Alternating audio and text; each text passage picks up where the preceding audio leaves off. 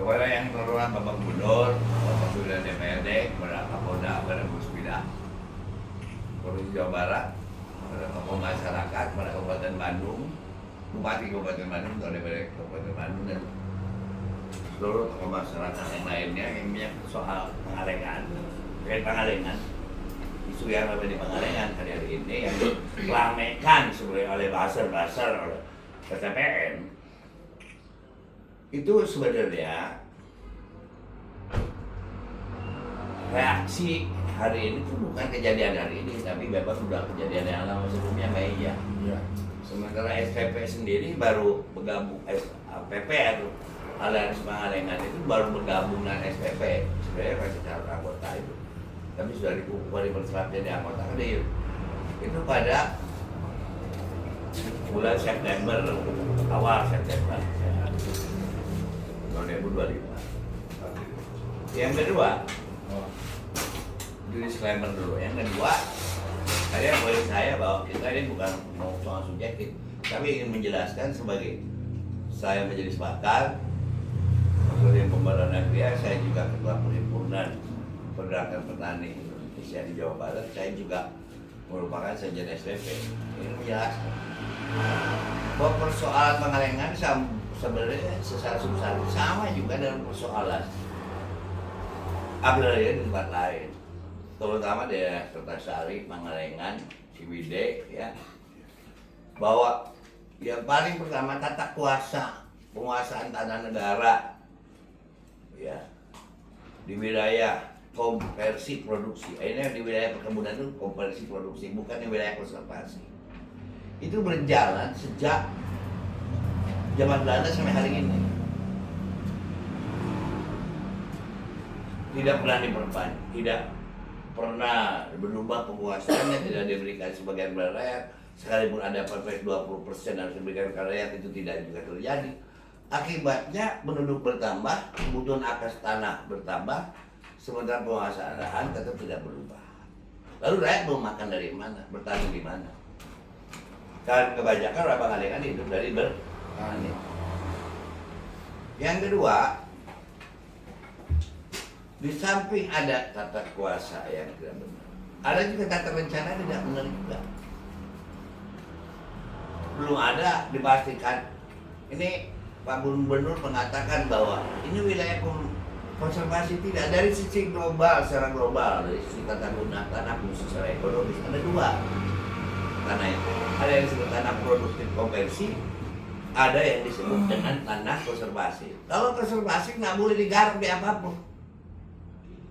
Kalau namanya konversi di luar non konservasi, kalau konservasi tidak boleh digarap apapun. Tapi kalau konversi produksi boleh jadi perkebunan, boleh jadi budidaya, boleh jadi perkotaan, boleh jadi lahan pertanian. Jadi ya benar juga kalau seandainya di situ menjadi kawasan lingkungan. Ya. Kalau kawasan lingkungan itu kawasan namanya kawasan konservasi. Oleh karena itu, ini menjadikan ruang penyelewengan oleh perkebunan. Di satu sisi petani tidak boleh, perkebunan juga tidak diperpanjang pun masih tetap mengklaimnya. Lalu dia tanam teh pun juga terlantar. Dia begitu harga terjangkau dia tidak mampu, maka dia sewa kelolakan itu lahan ke tempat lain. Dan sewa kelola itu menggunakan lahan juga, misalkan untuk tempat wisata, Ya. dan untuk lahan pertanian skala luas kepada perusahaan dengan namanya terkenal di situ PKS, apa namanya? Perjanjian kerjasama, ditandatangani direktur. Nggak pernah diwong-wong misalkan tadi. Ada sampai tadi ada 15 desa di sebenarnya di 3 kecamatan ini yang memang berada dalam kawasan PTPN. Herannya, tidak pernah ada yang kontrol.